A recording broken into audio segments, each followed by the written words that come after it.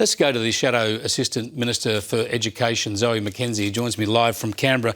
Good to talk to you, Zoe. This sort of stuff from Ed Husic, denigrating Israel and linking their president, who's essentially a figurehead like our Governor-General, to what he portrays as possible war crimes. It's just not acceptable, is it? It's completely out of keeping with the government's invitation. Absolutely, and I think it's particularly disrespectful. It's disrespectful to the Jewish community who is still mourning, still hurting. This is an act of friendship for a largely ceremonial leader of Israel to come to Australia to sit down with Jewish communities both in Sydney, around Bondi and elsewhere, and to bring comfort to them in respect of what has been the worst terrorist attack in Australia. And when we see this constant demonising of Israel, now no government and no army gets a free pass, of course, but we know most of this demonisation is based on absolute fallacies, proven erroneous claims. Of course, that creates the climate where we see so much hatred in this country. Exactly right. I mean, the good news is that I think the New South Wales government seems at this stage to be taking appropriate steps to make sure that things don't get out of hand. Of course, there is a right to protest, but Israel is an ally and the President is here at the invitation of the Australian government to bring comfort to our fellow Australians. It's important that he be offered the respect that we would want our Governor-General to be offered were she to be overseas representing the people of Australia.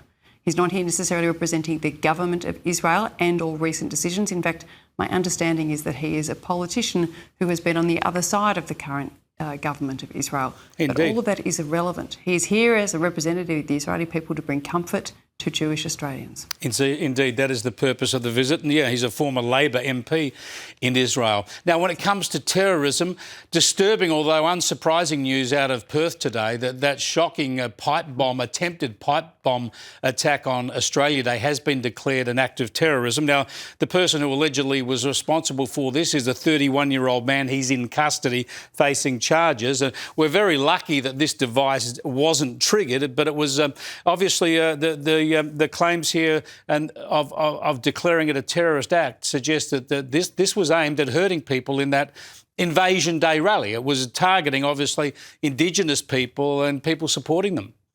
I'm glad that the authorities are doing a proper investigation, frankly, of what is at play here, what were the motivations and where to from here. Obviously, radicalisation online is a real concern in this country, as it is in most Western democracies, and therefore the authorities are doing their job. Yeah, indeed. So we have that alleged pipe bomb attack in Perth, declared a terrorist act, and of course the shocking slaughter in Bondi, allegations that there were homemade devices in the car there as well. We'll see what more we find out about that as time goes on. Just briefly before I let you go, Zoe, would you be happy sitting in a coalition government with One Nation and Pauline Hanson?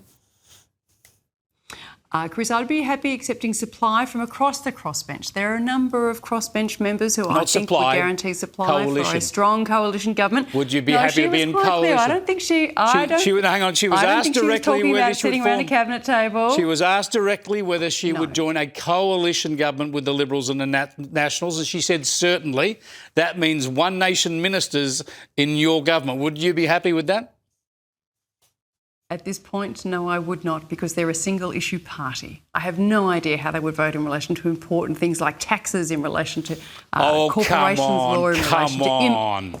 They're not a single-issue party. They're focused on immigration, they're focused on net zero and cheaper energy and multiculturalism. Yeah. A lot on immigration. The Commonwealth is a broad basket of tasks, as you and I well know, my friend. What's their view on trade, for example? We don't know anything about them apart from the obvious ones in which they have been very loud, but they're going to put candidates into every single seat in the South Australian election, so we'll see what they have to say over that. They've been pretty loud and pretty consistent on 3 or 4 big issues for a long time now.